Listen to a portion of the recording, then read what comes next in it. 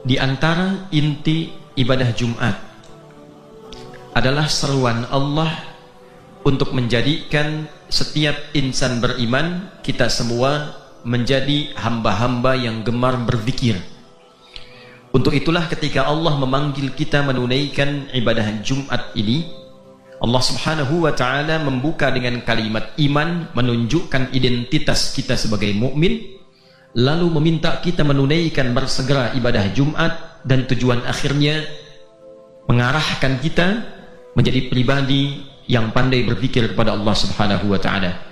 Tertera itu di surah Al-Jumu'ah, surah ke-62, di ayat yang ke-9 ketika Allah berfirman, Ya ayyuhalladzina amanu idza nudiya lis-salati min yaumil jumu'ati fas'au ila dzikrillah. Hai seluruh yang telah menyatakan dirinya beriman kepada Allah Subhanahu wa ta'ala, jika telah tiba seruan panggilan untuk menunaikan ibadah Jumat, bergegaslah Anda semua untuk mempersiapkan diri meningkatkan zikir kepada Allah Subhanahu wa ta'ala. Hadirin jamaah Jumat rahimani wa rahimakumullah. Terkait zikir ini, khususnya zikir yang coba kita tingkatkan di bulan Ramadan ini, dari esensi Jumat yang telah tadi diutarakan, setidaknya ada 5 jenis zikir dalam Al-Quran yang penting dan manfaatnya terkait erat dengan maslahat hidup kita di dunia, alam kubur sampai dengan akhirat, yang bisa kita optimalkan khususnya di bulan Ramadan ini. Dari 5 ini, di antara yang bisa kita uraikan, yang pertama seperti diisyaratkan dalam Al-Quran surah ke-7 Al-A'raf di ayat ke-205. Zikir yang pertama bentuknya adalah doa. Maka ketika Allah berfirman menggambarkan isi doa yang disampaikan oleh setiap hamba kepada Allah, dibukalah ayat ini dengan nama zikir. Wadhkur rabbaka fi nafsika tadarruan wa khifatan wa dunal jahri minal qaul. Dan berzikirlah. Yang dimaksud zikir di ayat ini berdoa. Jika Anda punya persoalan, jika Anda punya kebutuhan, jika Anda ingin tersambung dengan Allah, maka kata Allah, berdoalah.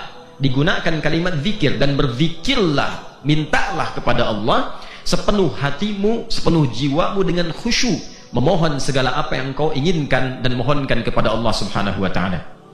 Terkait dengan Ramadan, zikir pertama ini dalam bentuk doa ditempatkan oleh Allah dalam rangkaian ayat-ayat Ramadan. Dari ayat 183 surah Al-Baqarah, 184, 185, 186 dan 187, itulah paket ayat Ramadan. Maka ayat doa terletak di ayat 186. Wa idza sa'alaka 'ibadi 'anni fa inni qarib ujibu da'watad da'i idza da'an falyastajibuli wal yu'minu bi la'allahum yarshudun. Di antara sekian paket ayat Ramadan tentang perintah ayat 183, tentang toleransi ayat 184, tentang kemuliaan Al-Quran dan kemudahan dalam penunaian puasa 185, 187-nya hukum fikih tentang kehidupan rumah tangga, dan ditutup dengan makan dan sahur serta peningkatan takwa. Di sela-sela itu Allah meminta hidupkan Ramadan dengan doa. Perbanyak Ramadan dengan doa. Ada 2 jenis doa yang bisa dipanjatkan dan diisyaratkan dalam ayat 186 surah Al-Baqarah ini. Wa idza sa'alaka 'ibadi 'anni. Muhammad sallallahu alaihi wasallam, kalau hambaku ada yang berkonsultasi kepadamu, bertanya kepadamu tentang cara mendekat kepada aku, ingin meminta berdoa kepada aku, maka katakan kepadanya, aku begitu dekat, tinggal dia memohon, mintakan kepada Allah, fa inni qarib ujibu da'watad da'i idza da'an. Kalau dia meminta, pasti aku jawab sesuai dengan maslahat kehidupannya. Jenis kata ibad jamak dari kata abdun, hamba yang ingin mendekat kepada Allah. Di dalam Al-Quran kata ibad setidaknya dibagi pada 2 bagian. Ada hamba soleh yang bila berdoa meminta kebaikan-kebaikan dari Allah, petunjuk menjalani hidup, ingin dekat dengan Allah, ingin berkah hidup, ingin mudah hidup, itu ibad jenis yang pertama. Kalau sudah bagus pandangannya, pendengarannya, lisannya, tangannya sampai kakinya, maka berubah kata ibad itu dengan tambahan ar-Rahman. Ibadur Rahman, hamba Allah yang dekat dengan Allah. Dan sifat Rahman ini dilekatkan oleh Allah juga pada ayat doa. Di Quran surah ke-17 Al-Isra di ayat 110. Qulid'ullaha awid'ur Rahman ayyamma tad'u falahul asma'ul husna. Jika Anda punya persoalan, punya keinginan, maka sebut nama Allah, minta, berdoa, atau sebut Ar-Rahman, ya Allah, ya Rahman, karena sifat Rahman juga dilekatkan dengan sifat penciptaan. Quran surah ke-55, Ar-Rahman 'allamal Quran khalaqal insan. Ketika kita menyebut nama Allah ya Rahman, seakan kita mengatakan, ya Allah, Engkau yang menciptakan saya, Engkau yang tahu tentang saya, Engkau yang tahu fungsi dari ujung kepala sampai ujung kaki saya, maka bimbing saya ke jalan yang baik, bimbing saya ke jalan yang benar. Maka orang yang sudah benar dari ujung kepala sampai ujung kaki dekat dengan Allah karena sering berdoa, disebutlah ia dengan ibadur Rahman. Demikian disimpulkan di Quran surah Al-Furqan itu, ayat yang sangat viral yang sudah kita kenal. Wa ibadur rahmanil ladzina yamshuna 'alal ardi hauna wa idza khatabahumul jahiluna qalu salama. Itulah hamba Allah Ar-Rahman. Orang yang baik, yang dekat dengan Allah, rajin berdoa, kalau diprovokasi tenang, kalau dicaci maki jawabannya damai. Itulah ibadur Rahman. Ada hamba kedua, sama-sama ibad, disifati dengan nama yang sama ibad, namun yang kedua hamba yang penuh dengan maksiat. Matanya suka melihat hal yang terlarang, telinganya mendengar yang salah, lisannya bertutur yang keliru, kakinya melangkah kepada maksiat. Satu kali tiba Ramadan, dia ingin bertobat, ingin kembali kepada Allah, ingin jadi hamba yang baik. Maka disatukan oleh Allah dalam ayat yang sama, dipanggil dengan lafaz serupa, ibad. Wa idza sa'alaka ibadi. Motif yang kedua, hamba ingin mendekat kepada Allah adalah hamba yang ingin taubat. Maka Allah memberikan peluang yang sama dengan yang soleh. Yang salah dan soleh diberikan peluang yang sama. Datang, sujud, minta ampun. Seperti yang pertama dinaikkan kesolehannya, maka yang kedua digugurkan kesalahannya. Ditemukan di Quran surah ke-39 Az-Zumar. Di ayat ke-53, panggilan ibad yang dilekatkan pada dosa dan maksiat. Qul ya ibadiyalladzina asrafu ala anfusihim la taqnatu min rahmatillah. Muhammad SAW viralkan, katakan pada hamba-hambaku yang merasa penuh dengan maksiat, pernah mabuk, pernah mencuri, pernah merampok, bahkan pernah membunuh, pernah zina, ingin taubat, kata Allah, la taqnatu min rahmatillah. Jangan putus asa dari kasih sayangku, jangan putus asa dari ampunanku, jangan putus asa dari rahmatku. Datang. Sepanjang kau mau tobat yang benar, sujud yang benar, minta ampun yang benar, innallaha yaghfirudz dzunuba jami'ah. Allah akan ampuni semua dosa yang pernah dilakukan sepanjang benar taubatnya. Dan menariknya, Ramadan adalah bulan yang penuh dengan rahmat. Bahkan ulama mensifati ditebarkan rahmat itu sejak awal Ramadan. Sejak awal Ramadan. Sedangkan Allah mengatakan la taqnatu min rahmatillah. Jadi sifat yang pertama, hamba-hamba Allah ketika tiba Ramadan, rahasia yang pertama adalah tingkatkan zikir kita berupa doa pada Allah Subhanahu wa taala. Dari hari ke hari, Ahad, Senin, Selasa, Rabu, Kamis, puncaknya adalah Jumat. Karena Jumat disifati harinya dengan yaumidz dzikri fas'au ila dzikrillah. Jadi tiba waktu Jumat, perbanyak doa kepada Allah Subhanahu wa taala. Tadi malam kita berdoa kepada Allah. Ada doanya dipanjatkan dengan khusyuk, doa dipanjatkan dengan fokus. Maka semua waktu di Jumat, malamnya, subuhnya, duhanya, siangnya, sampai sore menjelang maghribnya, itu penuh dengan limpahan anugerah jawaban doa dari Allah Subhanahu wa taala. Bahkan ada doa yang diajarkan para ulama khusus dipanjatkan hari Jumat, di antaranya Allahumma kfina bihalalika an haramik wa aghnina bi ta'atika an ma'siyatik wa bi fadlika amman siwak.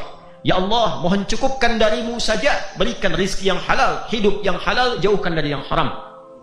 Ya Allah, cukup darimu saja, berikan yang utama-utama dalam hidup. Kalau kerja yang utama, di rumah tangga yang utama, bertetangga yang utama, jauhkan dari segala yang kurang dan tidak baik. Kayakan kami ya Allah dengan kekayaan sifat-sifat baik, dengan segala yang baik dalam pandanganmu, dan jauhkan kami dari segala sesuatu yang meruntuhkan moral kami di hadapanmu. Doa yang bisa dipanjatkan di hari Jumat.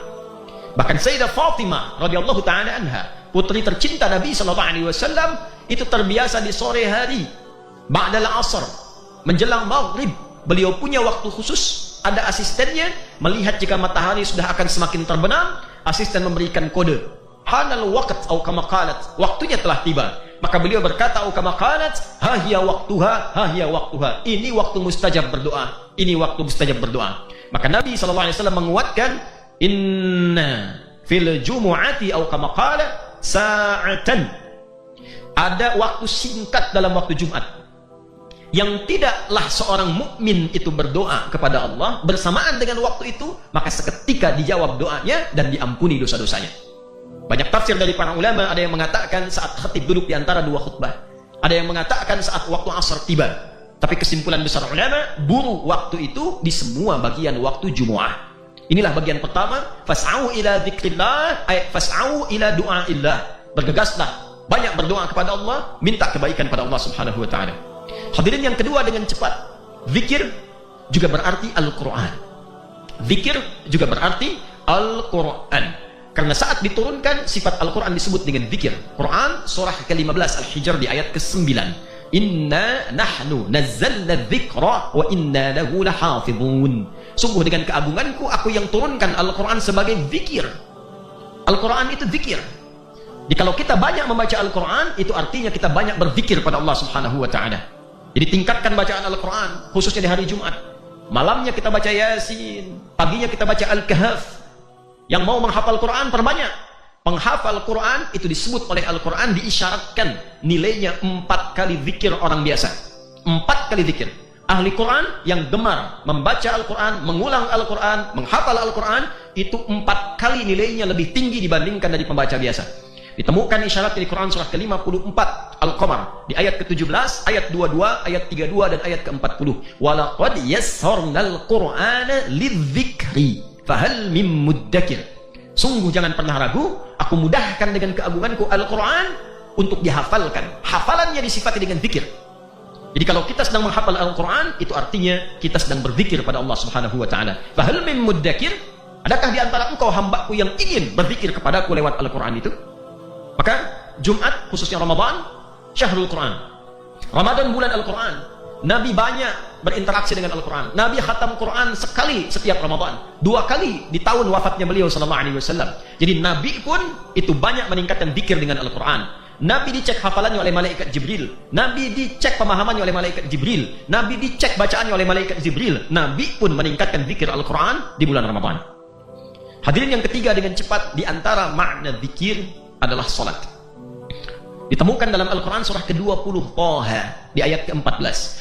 Innani anallahu la ilaha illa ana fa'budni wa aqimis salata li dzikri. Akulah Allah, kata Allah. Tiada Tuhan selain aku. Pertuhankan aku dan buktikan kebertuhananmu kepadaku dengan menyembahku. Maka cara menyembahku, tunaikan salat sebagai zikir padaku. Salat disebut dengan zikir. Karena itulah kemudian ketika kita berhasil menunaikan salat, Al-Quran menyifatinya dengan sifat zikir. Quran surah ke-4 An-Nisa ayat 103. فَإِذَا قَضَيْتُمُ الصَّلَاةَ فَاذْكُرُوا اللَّهَ قِيَامًا وَقُعُودًا وَعَلَى جُنُوبِكُمْ. Kalau engkau selesai menunaikan salat, maka bukti keberhasilanmu, engkau tersambung dengan Allah, engkau berzikir dengan Allah. Kalau kurang tersambung, kurang khusyuk, kurang fokus, kita tambah zikir selesai salat. Karena itulah zikir pertamanya istighfar. Astaghfirullah, astaghfirullah, astaghfirullah, astaghfirullahal azim alladzi la ilaha illa huwal hayyul qayyum wa atubu ilaih. Taubat kita dengan istighfar, karena saat salat tadi yang kita tunaikan kurang khusyuk, kita zikirnya kepada Allah. Itulah rahasianya kenapa setelah salat kita berzikir. Subhanallah, walhamdulillah, Allahu akbar. Padahal salat kita mengucapkan takbir Allahu akbar. Dari berdiri ke ruku Allahu akbar, i'tidal ke sujud Allahu akbar, banyak Allahu akbar. Kenapa kita Allahu akbar lagi setelah kita menunaikan salat? Karena boleh jadi di antara sekian kalimat Allahu akbar ada yang kurang khusyuk kita tunaikan dalam salatnya.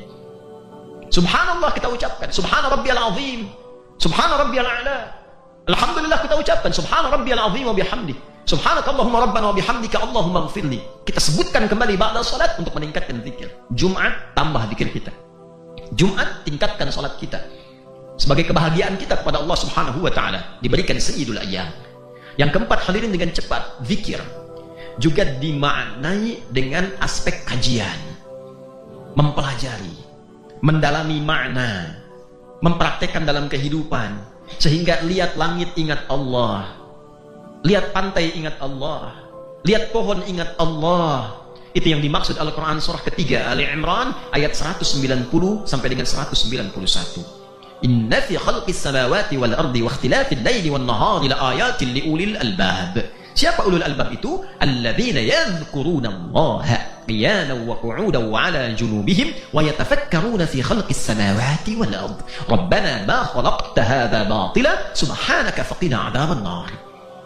Jadi orang-orang yang ulul albab, akalnya sehat kata Allah. Akalnya sehat. Banyak orang bicara tentang akal sehat. Al-Quran mendefinisikan akal sehat itu sebagai akal yang ingat Allah. Dia tahu penciptanya.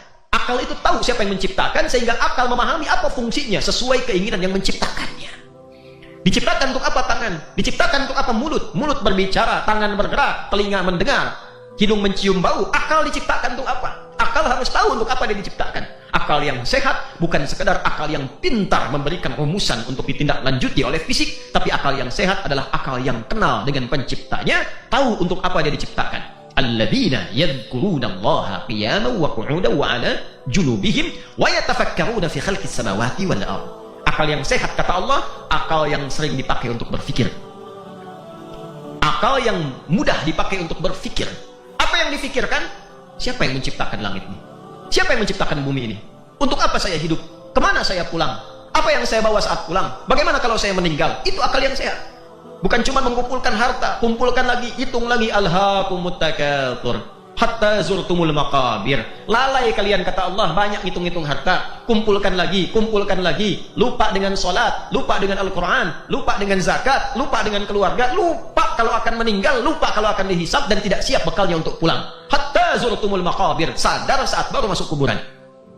Untuk itulah akal yang sehat dibuka dengan kalimat alladzina yadhkuruna Allah. Akalnya berfikir, fikirnya digunakan untuk zikir. Fikirnya digunakan untuk zikir. Jadi akal yang sehat bukan sekedar berfikir, akal yang sehat berfikir dan berzikir. Fikirnya mengarahkan ia pada zikir pada Allah Subhanahu wa taala. Banyak yang pintar tapi tak kenal Allah. Bahkan menyimpulkan Tuhan tidak ada. Itu kesalahan berfikir. Itu artinya akalnya tidak sehat. Jadi kalau hanya bisa berfikir tapi tidak bisa berzikir, itu artinya setengah sehat. Bisa berzikir tidak digunakan berfikir, itu setengah sehat.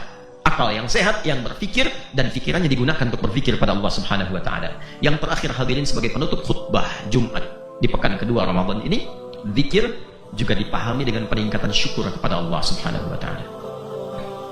Orang yang rajin berzikir artinya rajin bersyukur kepada Allah Subhanahu wa taala. Ditemukanlah itu di dalam Al-Qur'an surah kedua Al-Baqarah di ayat 152. Fadhkuruni adzkurkum washkuruli wa la takfurun. Tingkatkan zikirmu kepada aku. Sebut aku pun menyebutmu.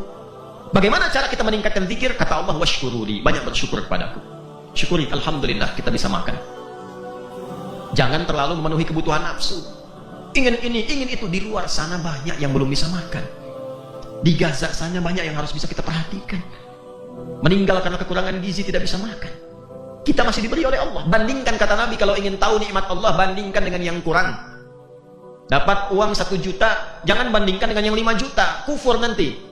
Bandingkan dengan yang 100.000. Bandingkan dengan yang 500.000. Kalaupun ingin dibandingkan ke atas, dibandingkannya mensyukuri nikmat Allah untuk giat bekerja.